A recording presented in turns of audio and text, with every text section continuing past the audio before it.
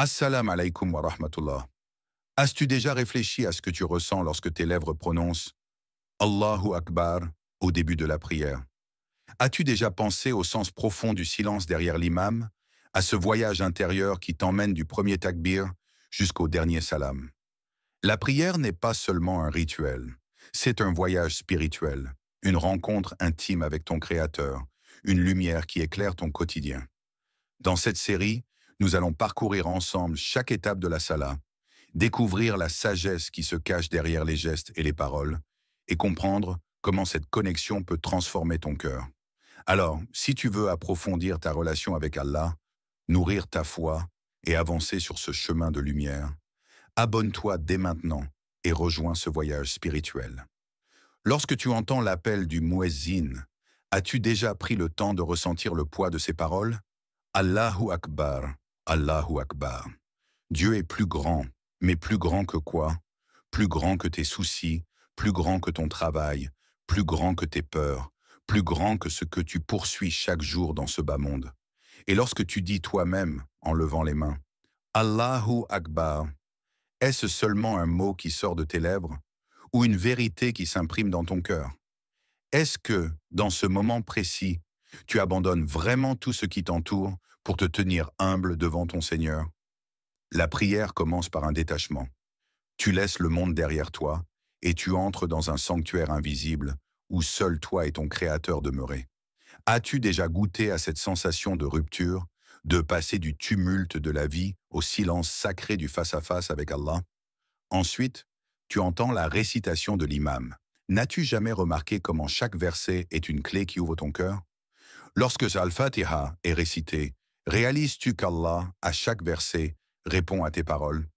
Quand tu dis Alhamdulillahi Rabbil Alamin, le Seigneur te répond Mon serviteur m'a loué. Mais prends-tu le temps d'écouter cette réponse intérieure? Puis vient l'instant où l'imam récite d'autres sourates. As-tu déjà senti que ces versets ont été choisis pour toi? Qu'ils viennent comme un rappel personnel, une guidance adressée à ton état du moment? Et toi, écoutes-tu vraiment? Ou ton esprit voyage-t-il ailleurs, distrait par ce monde qui ne t'apportera jamais la paix que tu recherches? Quand le corps s'incline dans le ruku et que tu dis « Subhana Rabbiyal Adim », as-tu déjà goûté à l'humilité véritable? As-tu senti ton cœur se plier en même temps que ton dos, reconnaissant la majesté de celui qui t'a créé? Car il n'y a pas de plus grande grandeur que celle de ton Seigneur, et il n'y a pas de plus grande petitesse que celle de ton âme lorsqu'elle se soumet à lui. Et lorsque ton front touche le sol, dans la sujude, que ressens-tu? Est-ce une habitude ou est-ce un retour à ton origine, la terre dont tu es venu et vers laquelle tu retourneras?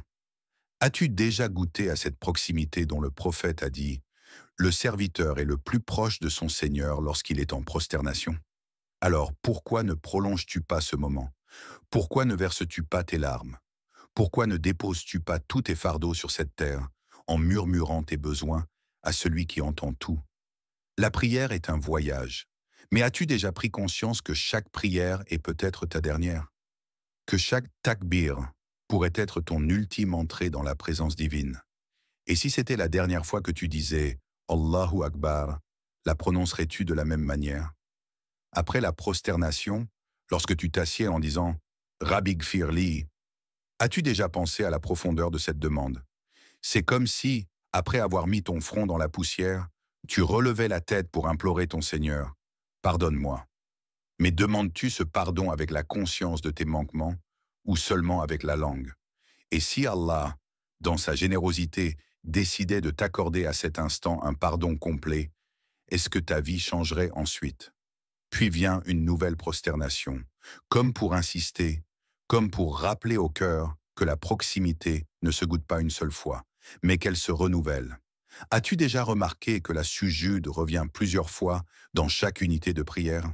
C'est comme si Allah t'invitait à multiplier les moments d'intimité avec lui, à revenir encore et encore, car ton âme a soif de ce contact. Et puis arrive le moment du tashahhud. Tu t'assieds humblement, tes doigts témoignent de l'unicité de ton Seigneur. At-tahiyyatu lillah. Toute salutation, toute pureté, toute prière revient à Allah. Mais prends-tu conscience lorsque tu prononces ces mots que tu es en train d'entrer dans un dialogue qui résonne dans l'invisible? que tu rappelles les salutations des anges, que tu fais partie d'un héritage spirituel qui dépasse le temps et l'espace. Lorsque tu dis « Ashhadu an la ilaha illa Allah », est-ce une formule héritée de ton enfance ou un serment renouvelé à chaque prière? As-tu déjà ressenti ce poids dans ton cœur, comme si tu disais à nouveau « Ya Allah, je t'ai choisi, toi seul, et je rejette tout autre ». Et lorsque tu dis « Ashhadu anna Muhammadan abduhu wa rasuluh », vois-tu dans ton esprit le prophète, debout en prière, ses larmes coulant la nuit, son cœur brûlant d'amour pour sa communauté? Est-ce que tu te rappelles qu'à travers cette phrase, tu relis ton âme à la sienne et que tu réaffermis ta place dans l'héritage de la prophétie? Puis tu invoques pour lui, pour sa famille, pour Ibrahim et sa descendance. As-tu déjà ressenti la beauté de ce lien universel qui fait de toi un maillon de cette chaîne de lumière qui va d'Adam jusqu'au prophète? Ne sens-tu pas que, par ces paroles, tu ne pries pas seul, mais que tu rejoins les prières de millions de croyants à travers le monde et à travers les siècles? Et enfin, le moment du salam. Tu tournes la tête et tu dis « Assalamu alaykum wa rahmatullah ». Mais à qui adresses-tu ce salut? Aux anges qui se tiennent à ta droite et à ta gauche? Aux croyants autour de toi, dans la mosquée, ou à distance, unis par la même foi? Ou bien est-ce une déclaration silencieuse? Seigneur, après avoir goûté à ta présence, je retourne vers les hommes avec paix.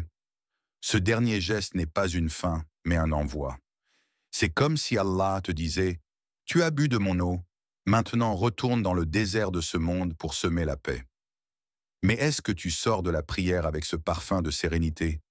Ou est-ce que tu retombes aussitôt dans l'agitation et l'oubli? Car la prière n'est pas seulement un voyage spirituel intime. C'est une école. C'est une formation quotidienne où tu apprends à vivre avec Allah, à marcher avec lui, à poser chaque pas avec conscience. Alors pose-toi cette question. Lorsque tu dis Allahu Akbar, ton cœur est-il réellement plus grand que ce bas monde? Lorsque tu fais le ruku, est-ce que ton ego s'incline vraiment? Lorsque tu te prosternes, est-ce que ton âme goûte la proximité divine? Lorsque tu sors avec le salam, est-ce que tu répands la paix autour de toi? Lorsque tu prononces ton dernier salam, ce n'est pas une séparation d'avec Allah, c'est le début d'une nouvelle mission. Tu sors de la prière comme quelqu'un qui a été purifié, lavé de ses fautes, rempli de lumière. Mais la question est, que fais-tu de cette lumière? Laisses-tu le monde extérieur l'éteindre? Ou la protèges-tu comme un trésor précieux dans ton cœur? As-tu remarqué que, juste après la prière, beaucoup de croyants restent assis, murmurant des invocations, récitant le dhikr? Pourquoi penses-tu? Parce que le cœur, encore chaud de cette rencontre avec son Seigneur, ne veut pas rompre ce lien trop vite. C'est comme un invité qui ne veut pas quitter la maison de son bien-aimé, même après la fin du banquet. Et toi, prends-tu le temps de rester quelques instants après le salam, ou te lèves-tu aussitôt, pressé par les affaires de ce monde? Lorsque tu dis « Astaghfirullah » après la prière, comprends-tu ce que cela signifie? C'est comme si tu disais « Ya Allah, même dans ce moment sacré, je n'ai pas été à la hauteur. Pardonne-moi mes distractions, pardonne-moi mes manquements. » N'est-ce pas une preuve de la miséricorde infinie de ton Seigneur qui t'invite encore et encore à revenir à lui, même après l'avoir déjà adoré? Et puis viennent les invocations, les supplications personnelles. As-tu déjà ressenti à quel point ton cœur est léger à ce moment? Comme si, après s'être purifié dans le feu de la prière, il est plus apte à recevoir, plus apte à demander. Alors, pourquoi hésites-tu à ouvrir ton cœur, à confier tes secrets les plus intimes à celui qui sait tout de toi? Mais la vraie question est-ce que la prière se termine avec le salam? Ou bien continue-t-elle dans ta marche, dans ta parole, dans tes gestes? La prière est une école de vie. Lorsque tu dis « Allahu Akbar », tu apprends à relativiser ce monde. Alors, après le salam, continues-tu à voir Allah plus grand que tes épreuves et tes désirs? Lorsque tu fais le ruku, tu apprends l'humilité. Alors, après le salam, es-tu humble avec les gens, avec tes proches, avec ceux que tu rencontres? Lorsque tu te prosternes, tu apprends la proximité avec Allah. Alors, après le salam, continues-tu à nourrir cette intimité par tes pensées, par tes invocations discrètes au fil de la journée? Lorsque tu sors de la prière en disant « Assalamu alaykum », tu apprends à répandre la paix. Alors, après le salam, ton comportement apporte-t-il vraiment de la paix autour de toi? Imagine si chacune de tes prières devenait comme une graine plantée dans ton cœur. 5 fois par jour, tu plantes, tu arroses, tu purifies cette terre intérieure.